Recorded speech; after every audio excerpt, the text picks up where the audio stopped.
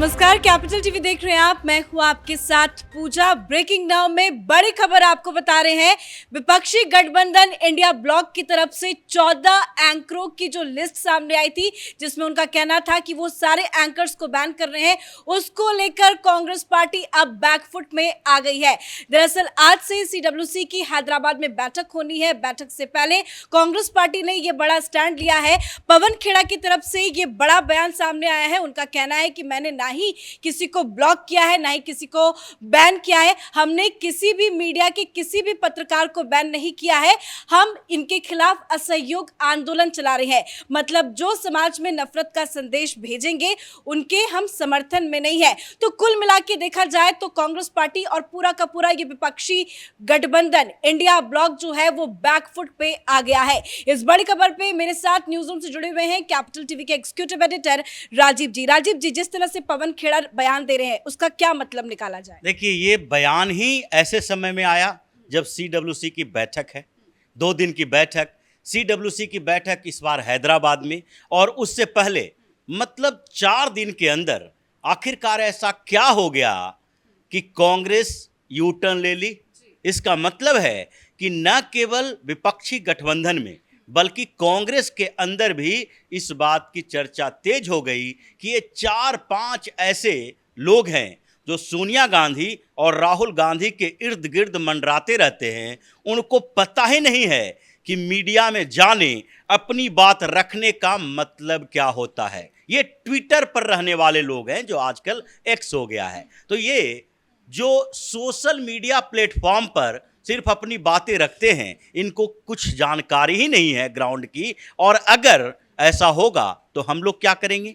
जो इतने बड़ी प्रवक्ताओं की लिस्ट बना के रखा है वो क्या करेगा? ये बात कांग्रेस के अंदर चली। पहले जैसे ही ये लिस्ट जारी हुआ, कांग्रेस के अंदर विद्रोह होना शुरू हो गया। और केवल केंद्रीय इकाई में नहीं बल्कि स्टेट यूनिट में भी इस बात की चर्चा हुई कि ये लोग कैसे डिसाइड कर देंगे कि हम लोग किस एंकर के साथ टीवी डिबेट में शामिल हों, किस एंकर के साथ शामिल ना हो। और जब कोई एंकर, यानी कि आज तक का अगर 3-3 एंकर बैन रहेगा, बाइकआउट करेंगे, तो आज तक हमें प्लेटफॉर्म क्यों देगा? और उसी तरीके से सारे टीवी चैनल को तुमने टारगेट किया, और टारगेट करते हुए कुछ पत्रकारों को बैन कर दिया। अब पत्रकारों का बाइकआउट करेंगे तो वो चैनल आपको बाइकआउट क्यों ना करे, ये सवाल उठा। और 2 दिन तक कांग्रेस के अंदर इस बात के लिए मंथन चल रहा था कि कैसे इससे अब निजात पाएं, क्योंकि गलती तो हो गई। और गलती राहुल गांधी, अरविंद केजरीवाल जैसे लोगों से हुई, जो समझ रहा था कि इतने समय से हम बार बार यही बात दोहरा रहे हैं कि अभी तक मीडिया है जो गोदी मीडिया बन गई है। यही दोनों सबसे ऐसे नेता हैं जो कि बार बार इस बात को दोहराते हैं, गोदी मीडिया, गोदी मीडिया। लेकिन दूसरे नेताओं को लगा कि इन लोगों ने अपना एजेंडा सेट किया और हम लोगों को बाइकआउट कर दिया। अब जो प्रवक्ता टीवी पर दिखने के कारण लोगों की पहचान में आते हैं, ग्राउंड रियलिटी यही है कि इन प्रवक्ताओं को कहीं से चुनाव में खड़ा कर दिया जाए तो वो जीत नहीं पाएंगे। लेकिन फिर भी उनकी पहचान है,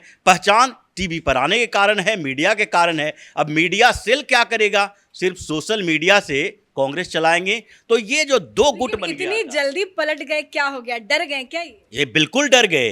2-3 दिन के अंदर ही इनके पार्टी में ही विस्फोट हो गया। लगने लगा कि अगर ये नहीं करेंगे तो ये लोग कांग्रेस छोड़कर चले जाएंगे। ये प्रवक्ता हैं, बोलने की आदत है, मीडिया से सामना करना है। अब इन लोगों को मौका ही नहीं दोगे बोलने का तो ये तुम्हारी पार्टी में क्या करेंगे? ये स्ट्रेटजी नहीं बना सकते। ये क्या करेंगे? ये कांग्रेस का या फिर अपनी अपनी पार्टियों की स्ट्रेटजी मीडिया के सामने रखते हैं, वो डिबेट करते हैं, और उसी का मौका नहीं मिलेगा। अगर किसी नेता को चुनाव लड़ने वाला है, चुनाव का टिकट नहीं देते हैं, तो हर बार चुनाव के पहले पार्टियों में भगदड़ मचती है। बस यही बात थी। और उसके बाद कांग्रेस में मंथन चला, सोनिया गांधी की टीम में मंथन चला, और पवन खेड़ा को ये जिम्मेदारी दी गई है कि ये तो सीडब्ल्यूसी के मेंबर भी हैं, और सीडब्ल्यूसी में बैठक के दौरान भी इसकी चर्चा होनी थी। तो इसलिए अचानक से यू टर्न लिया कि हमने तो बाइकआउट किया नहीं, हमने तो किसी को बैन किया ही नहीं, हम असहयोग आंदोलन कर रहे हैं।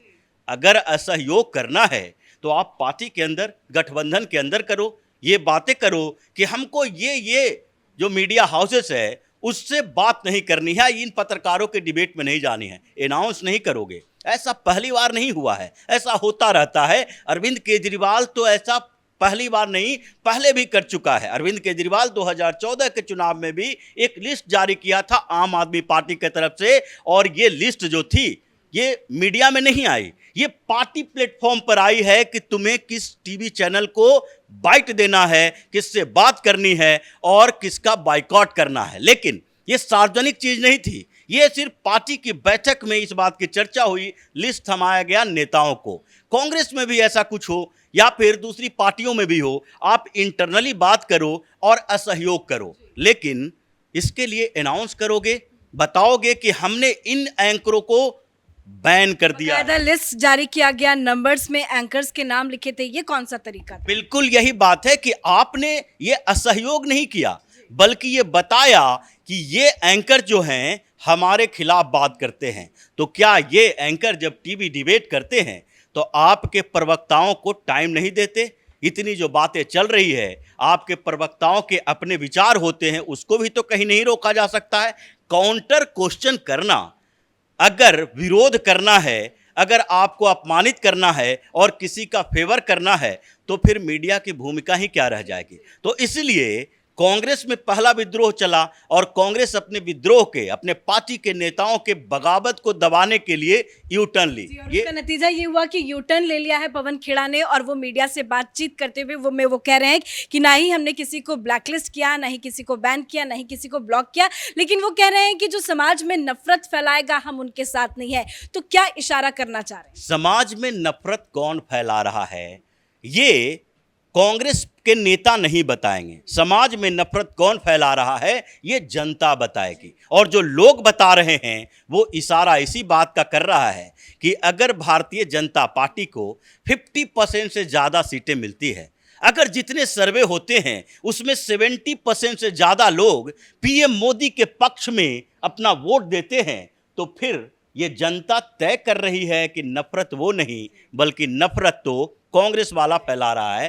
कांग्रेस अगर सेलेक्टिव परसेप्शन रखेगा किसी मुद्दे पर, अगर मुसलमानों का मामला है तो उस पे हंगामा करना शुरू कर देगा, जब हिंदुओं का मामला होगा तो शांत कर देगा, ये नफरत पैदा करना है। नूह हिंसा में कांग्रेस का एमएलए ममन खान गिरफ्तार हुआ है। ये कांग्रेस के लोग चुप्पी साधे क्यों हैं? क्यों नहीं उसको जैसे ही आरोप लगा, दंगा का आरोप, और उसको बर्खास्त कर दिया, उससे इस्तीफा ले लिया, और ये बात कहा जाना चाहिए था कि अब कांग्रेस का इससे कोई लेना देना नहीं है। ये अरविंद केजरीवाल जैसे लोग, दिल्ली दंगा में ताहिर हुसैन कौन था? इसी का आदमी था। ये नफरत पैदा करने वाले लोग हैं जिस पर कोई कार्रवाई नहीं होगी, और कहते हैं कि नफरत फैलाने वाले एंकर्स नफरत कैसे फैला सकते हैं? वो तो एक मुद्दा रखते हैं जिस पर आप लोगों की राय होती है, जो पार्टी के नेता हैं। अब इनके सबसे बड़ी गलती ये हो गई कि इन्होंने सार्वजनिक तौर पर एक लिस्ट निकाल दी,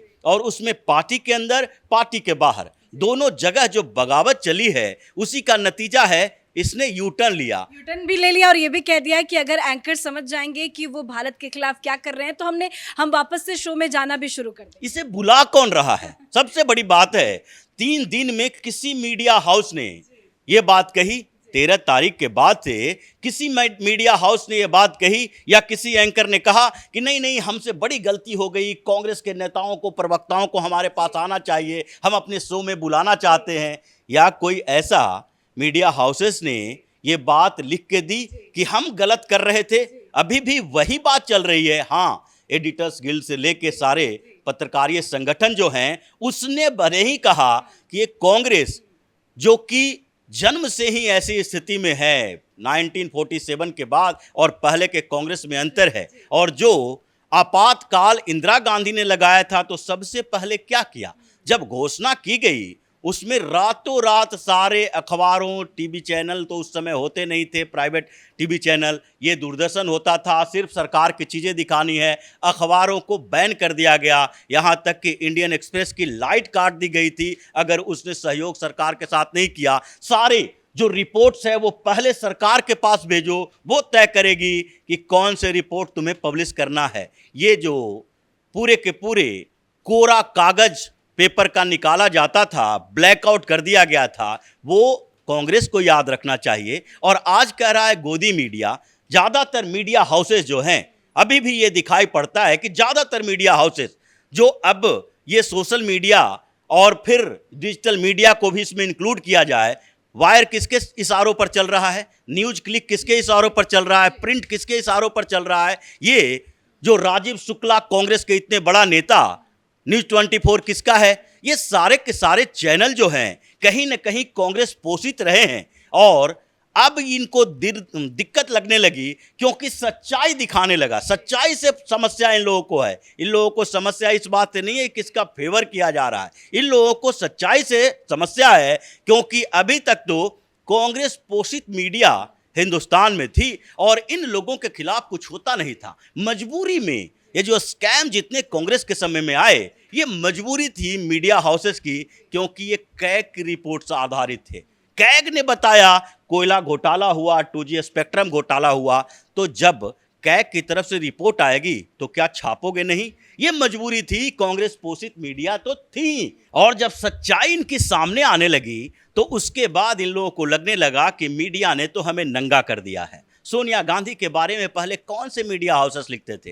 राहुल गांधी की सच्चाई कौन बताता था कि राहुल गांधी किस तरीके से राजनीति के ऐसे व्यक्ति हैं जो कि जिम्मेदारी नहीं लेते हैं, बल्कि जिम्मेदारियों से भागना ही इनका काम है। तो ये कांग्रेस जिस तरीके से 3 दिन के अंदर बैकफुट पर आई है, यू टर्न लिया है, इसका मतलब है कि इन लोगों के पास, जो पीएम मोदी ने कहा था, न नीयत है, न रणनीति है और न ही तरीके हैं राजनीति करने के। तो ये हर दिन दिखाई पड़ रहा है। अब कांग्रेस में एक और विस्फोट होगा, क्योंकि एक दिन आप कोई और बात कहो, दूसरे दिन कोई और बात कहो। CWC में जैसे ही मीटिंग के दौरान स्टेट यूनिट को बुलाया गया है एक दिन की बैठक में, वहां पर भी एक बड़ा विस्फोट होने वाला है। धन्यवाद सर अपडेट के लिए। तो कांग्रेस पार्टी की CWC की बैठक होनी है, 2 दिनों तक ये बैठक चलेगी।